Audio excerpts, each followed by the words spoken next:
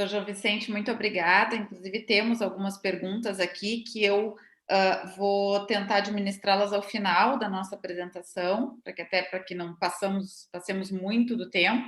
Então, de imediato, eu passo a palavra ao professor André Esteves, que vai falar sobre os aspectos controversos da reforma da Lei de Recuperação de Empresas e Falências. Chegamos finalmente ao direito empresarial, professor André.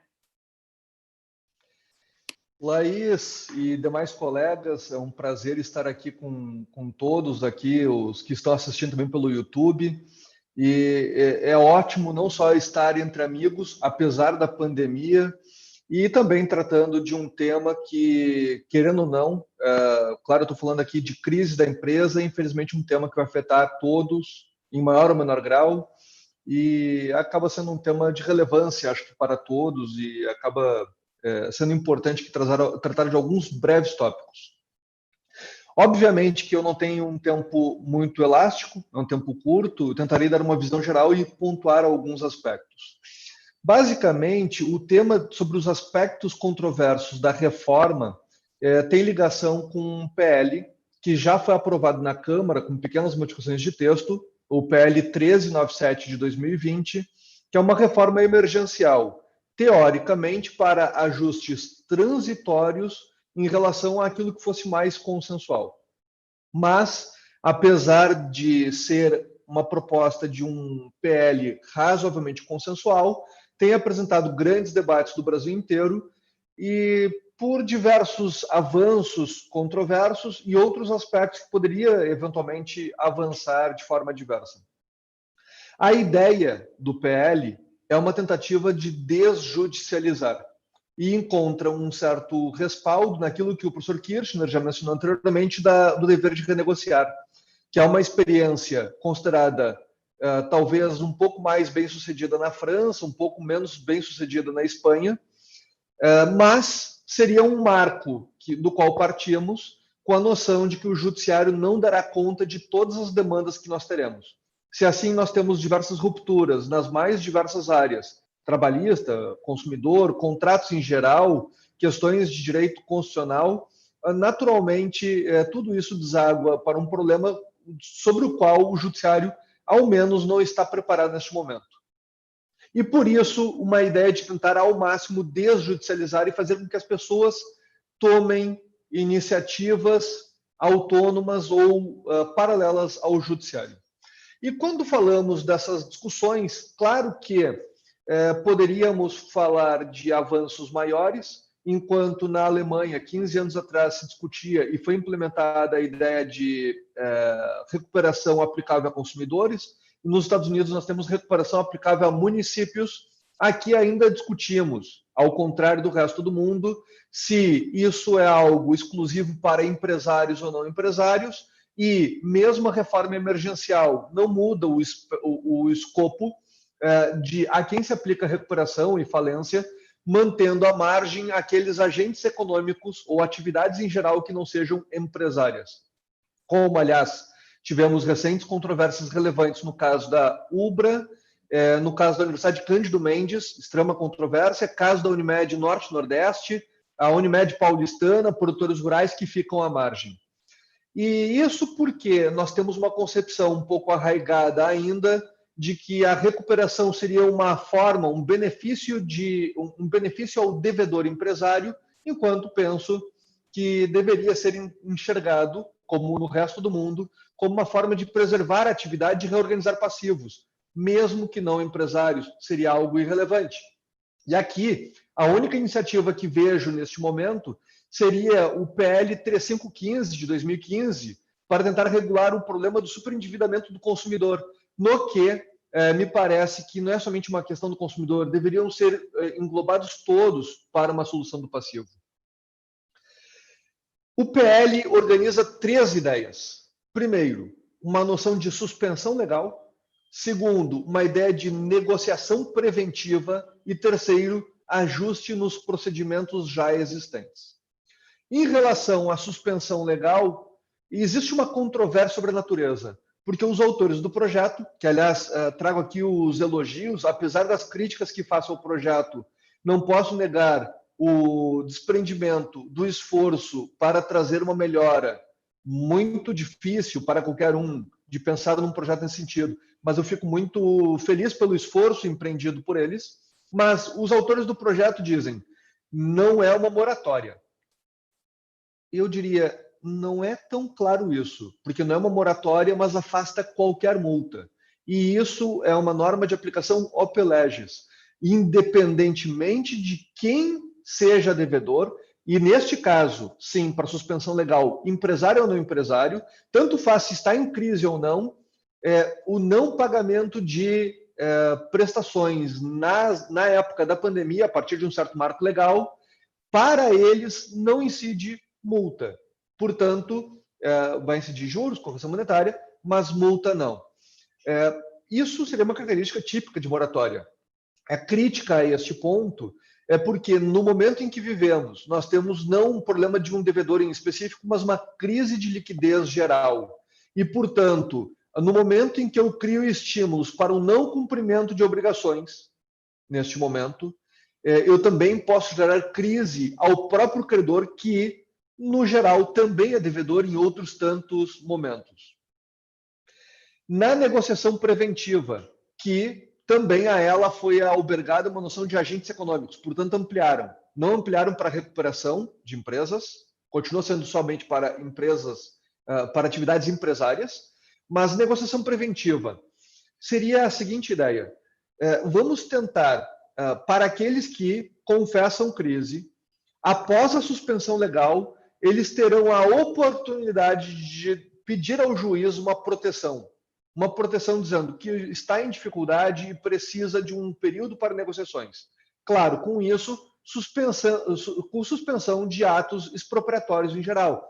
A impossibilidade de pegar bens, de prosseguir com leilões, em execuções, e assim por diante. Uma proteção contra credores. E isso é interessante, e diga-se de passagem, medidas como negociação e mediação, não só, eu acho que são boas medidas como devem ser estimuladas. A PUC, por meio de diversos dos nossos professores, tem estimulado muito o ensino de meios alternativos para a solução de conflitos, mediação, negociação e arbitragem. E, apesar de existir um grande incentivo por parte da PUC, o fato é que muitas universidades não prezam por essas ideias e, ao mesmo tempo, os profissionais mais antigos não têm essa noção, essa prática enraizada. Então, nós criamos um método de negociação um pouco forçado, mas não existe concretamente um incentivo para negociar, não existe por parte do próprio devedor, que se não fizer nenhum esforço de negociação, não recebe nenhuma punição, nenhum contraponto, um dever de indenizar, uma falência a ser decretada, uma multa a ser paga, não existe obrigação de demonstrar nenhum esforço e não existe nenhum compromisso ou sanção, punição, pelo não cumprimento desse comportamento eventualmente a ser adotado. E, claro, por parte dos credores, é um pouco difícil ter este... Pois não? Permite só um comentário, eu queria ouvir tua opinião sobre isso. Eu participei de um debate há uns dias exatamente sobre esse excesso de judicialização e a falta de incentivos a soluções alternativas. E uma juíza bastante experimentada sugeriu que é o baixo custo de acesso ao judiciário, que o Brasil tem um dos judiciários, não o custo do judiciário, mas o custo de ingresso ao judiciário é um dos mais baixos do mundo. E a gente tem ainda, obviamente, um instrumento absolutamente essencial, que é a defensoria. Aqui temos o nosso querido subdefensor-chefe, né, que é o Felipe. Eu gostaria de te ouvir sobre isso também, se tem, enfim, isso também se aplica no mundo empresarial, esse baixo custo é um incentivo a judicializar questões. Obrigado, desculpe a interrupção. Pedro, obrigado pela pergunta. Sim, no mundo empresarial é também um incentivo, e isso, assim, se a gente for considerar em cada estado, aqui, por exemplo, no nosso estado, para poder cuidar de uma ação, o teto de custas no judiciário estadual é R$36 mil. Eu não sei no TJ do Distrito Federal, mas há um tempo atrás eu fui atuar numa causa e eu, preocupado com o valor da controvérsia, quais seriam as custas para tentar fazer uma previsão do pagamento no caixa da empresa. E naquela causa, que eu não, enfim, não vou entrar em detalhes do valor, mas envolvia um valor bastante alto, eu descobri que o TJ do Distrito Federal, pelo menos naquela época, 2014, tinha um teto de custas em R$400. Diga-se de passagem, no meio arbitral Em São Paulo, André, só complementando, é em torno de R$80 mil o teto de custos. Sim, já é um impacto bastante maior. Passada, coincidentemente, eu tive que fazer essa pesquisa, então em torno de 80, 82 mil reais. Na arbitragem, que as custas têm que ser pagas, inclusive, para pagar os árbitros, é muito comum que uma arbitragem tenha um valor de 200 ou 300 mil reais. E isso acaba inibindo aquela pessoa que quer criar uma controvérsia pela simples razão de criar a controvérsia para adiar o pagamento da sua obrigação. Por mais que a gente queira dizer que, em muitos casos, as pessoas precisam de uma solução do judiciário porque não sabem qual é o direito, em muitos casos sabemos que as pessoas sabem qual é o direito e apenas pretendem postergar o pagamento das obrigações. Então, é claro que existe uma preocupação também com o custo do acesso ao judiciário, também é um aspecto a ser considerado. Prosseguindo aqui nos apontamentos que estava fazendo, por parte, então, da negociação preventiva, existe um problema de filtros para tentar fazer um estímulo às partes que seja considerado real e efetivo. Ao mesmo tempo, já que para o devedor não é vergonha dizer que está em crise, eu não tiro nem um pouco a razão de que, atualmente, talvez muitos queiram pedir negociação preventiva, até porque suspende processos e não é um problema admitir crise neste momento. Talvez tenhamos uma grande avalanche, mas os critérios que são colocados, a lei, o PL, no estado atual, prevê que tem que ter uma queda de faturamento em 30% para se valer desse requisito da negociação preventiva, o que alberga a maior parte dos casos. O problema é que faturamento em si não é um critério considerado adequado, razoável, porque há casos de pessoas que não tiveram queda de faturamento, mas tiveram queda de lucratividade, casos de supermercados, por exemplo. Nós tivemos atividades que talvez esperavam ter um aumento um incremento de faturamento e de lucratividade este ano, e não foi possível. Então, comparado com o ano passado, ter sido ruim para algumas atividades, isso é algo a ser considerado. E, portanto, se nós temos 12 mil recuperações judiciais desde 2005, e talvez uma previsão de 2 a 3 mil recuperações judiciais em um período breve, quantos casos teremos de negociação preventiva entre 20 milhões de agentes econômicos? Talvez, a pretexto de desafogar o judiciário, criar um mecanismo que não cabe contestação, recurso, e que é de acesso ao judiciário, acaba trazendo de novo o problema ao judiciário, inclusive com dever de prestar relatório ao juiz que não tem nada para fazer com aquele relatório. Quer dizer, não me parece fazer tanto sentido o alinhamento. Prosseguindo aqui, quanto à recuperação de empresas em geral, o que eu teria para apontar? Sim, tentaram fazer um incremento maior na recuperação extrajudicial, para evitar que a recuperação judicial ficasse tão melhor e ficasse estimulando mais o acesso ao judiciário, tentar evitar o acesso ao judiciário. Mas, e aqui eu faço um apontamento em relação à microempresa e empresa de pequeno porte, que já foi mencionado anteriormente, os negócios menores, o próprio Felipe mencionou também esse aspecto. O fato é que existem dados da Associação Brasileira de Jurimetria que estudaram quem é o cliente médio que acessa a recuperação de empresas. E se descobriu, objetivamente, que microempresa e empresa de pequeno porte acessa, mas em um número proporcionalmente tão baixo que pode-se afirmar que ele não é o cliente médio, bem pelo contrário, ele está alijado do procedimento.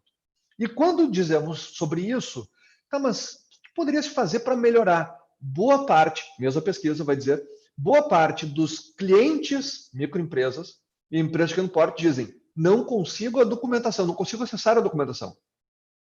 E já que não consegue acessar a documentação, não poderíamos flexibilizar? Não poderíamos flexibilizar.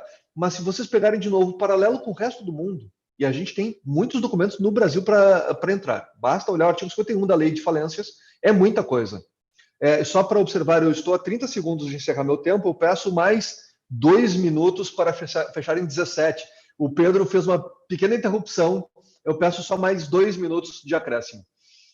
Feita a observação, no resto do mundo, e aqui pegando exemplo, Estados Unidos, a Hertz e a Latam entraram com pedido de recuperação judicial. E está acessível na internet. Não preciso nem dizer quantos credores exatamente. Em torno de 10 mil credores, basta dizer isso. Não precisa juntar documentos, não precisa nem ser assinado por um advogado. Em boa parte do mundo, basta a pessoa dizer: estou em crise, preciso da proteção, e depois eu vejo os documentos necessários. Isso é uma forma muito mais simplificada no resto do mundo. Aqui não estamos flexibilizando nem para microempresas. Não vou nem falar, por falta de tempo, em outras dificuldades, como a questão do financiamento, que tem várias discussões, a possibilidade de fazer um aditivo e colocar em recuperação quem está com crédito posterior ao pedido de recuperação e outras hipóteses mais. E encerrando aqui, a falência. Quanto à falência, tem 2 medidas previstas no PL, que, aliás, isso passagem é um PL que vai passar talvez este mês, não mais que o próximo, acredito-se numa aprovação muito em breve mesmo. Só tem 2 medidas encaminhadas para falência, as 2 para evitar que ocorra falência.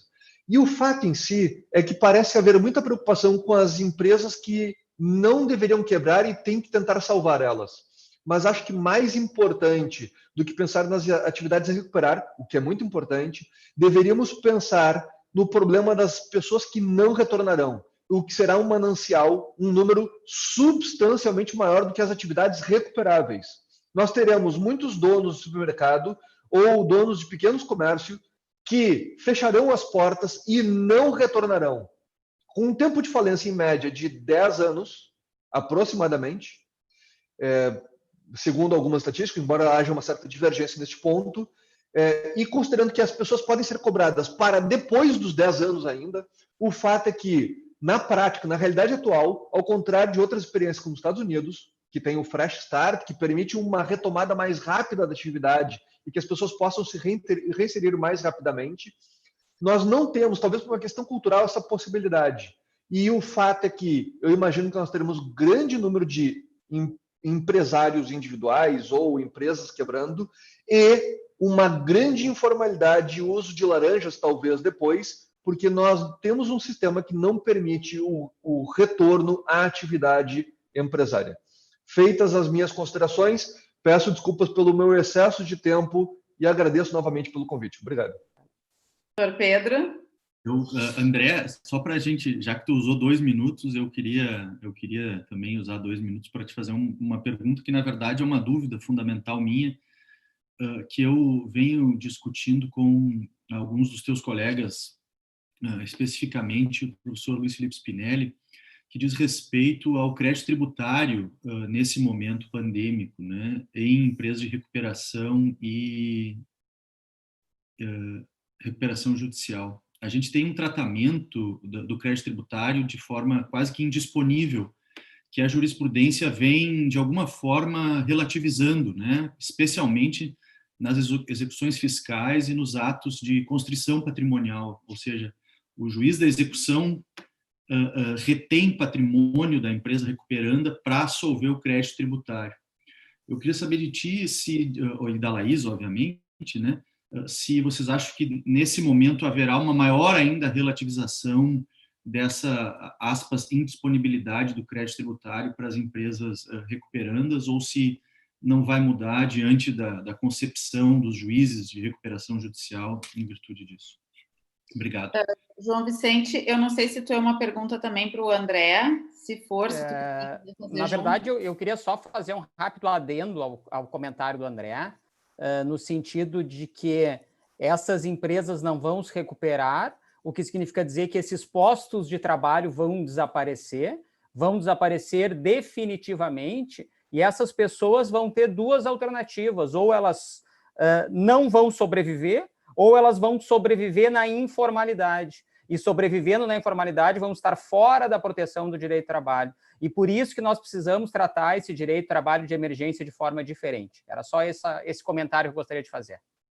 André, então, a resposta do senhor Pedro. Primeiro, obrigado pela pergunta, Pedro, comentário do João Vicente também. O que eu colocaria?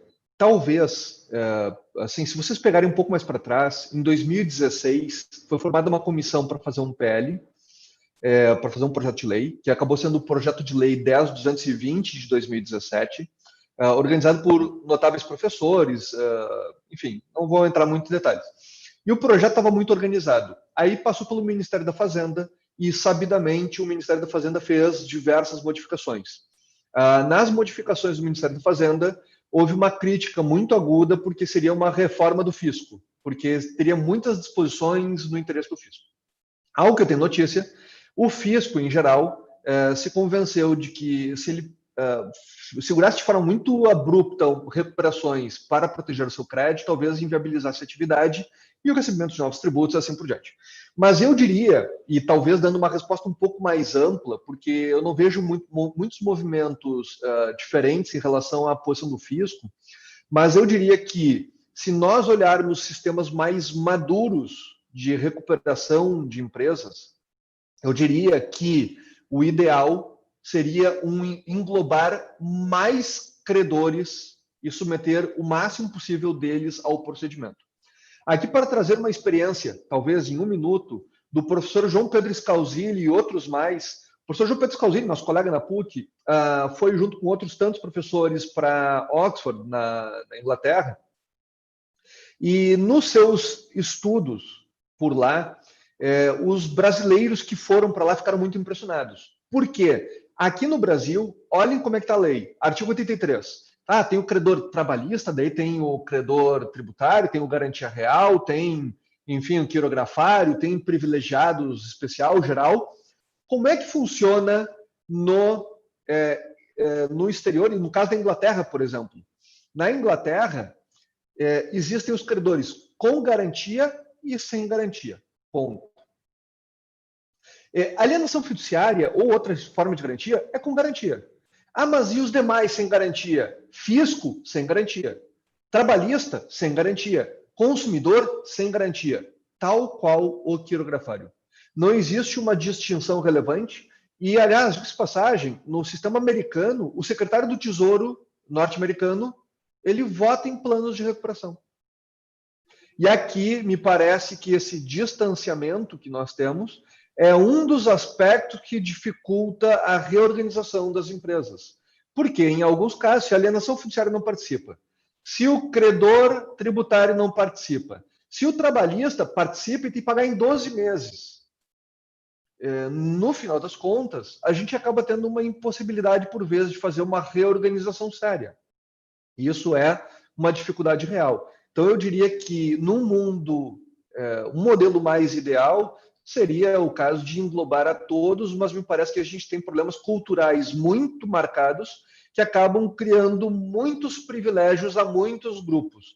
Não digo que merecido ou imerecido, de forma geral, mas me parece que a gente tem um paradigma muito diferente.